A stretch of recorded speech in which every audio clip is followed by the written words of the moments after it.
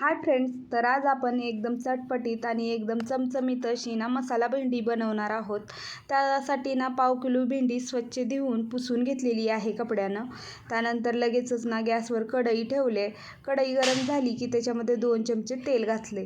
तेल चांगलं गरम होऊ दिलं. त्यानंतर याच्यामध्ये 1 चमचा जिरे घालून घ्यायचे. जिरे चांगले फुलले की लगेचच 1 चमचा मोहरी घालायची आहे. मोहरी चांगली तडतडली की लगेचच याच्यामध्ये 5-6 लसणाच्या पाकळ्या घेतल्या होत्या वाटून. तर वाटल्याला लसूण घालायचं आहे. लसूण घातलं की चांगलं असं परतवून घ्यायचं आहे लसणाचा कच्चा वास जाईपर्यंत. आता लसूण चांगला परतला गेलेला आहे. त्यानंतर 1 चमचा लाल तिखट घातलं. लाल तिखट घातल्यानंतर लगेचच 1 चमचा हळदी पावडर घातलं.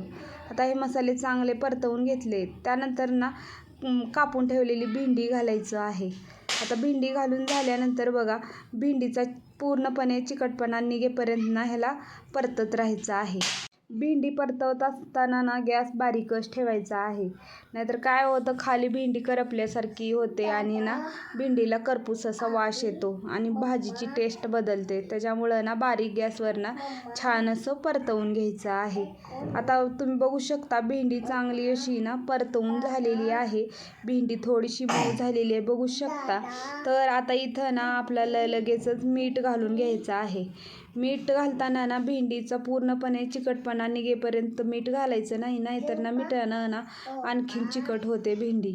त्याच्यामुळं मीठ नंतरच घालून घ्यायचं आहे चांगलं परतवून झाल्यानंतर. तर आता इथं मी चवीनुसार मीठ घालून घेतलेलं आहे. मीठ घालून झालं की चांगलं मीठ मिक्स करून घ्यायचं, भेंडीला लागलं जावं जेणेकरून. तर आता चांगलं असं मिक्स करून घेतलेलं आहे.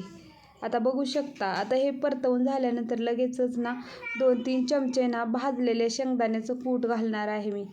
तुम्हाला जर शेंगदाण्याचं कूट घालायचं नसेल, नाही घातलं तरी चालेल. त्यानंतर मी याच्यामध्ये 2 ते 3 चमचे भाजलेले शेंगदाण्याचं कूट घालून घेतलं. आता शेंगदाण्याचं कूट घालून झाल्यानंतर चांगलं असं मिक्स करून घ्यायचं आहे. आता बघू शकता छान असं मिक्स झालेलं आहे आणि भेंडी आपली बिलकुलही चिकट झालेली नाही आहे. त्यानंतर आता याच्यावर ताट झाकून 1-5 मिनटं भेंडी शिजवून घ्यायची आहे. भेंडीमध्ये पाणी घालायचं नाही, नाहीतर भेंडी चिकट होते.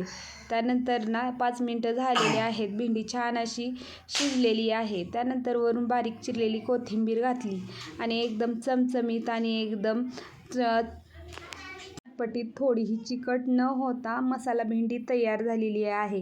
रेसिपी आवडली तर लाईक करा, कमेंट करा, शेअर करा.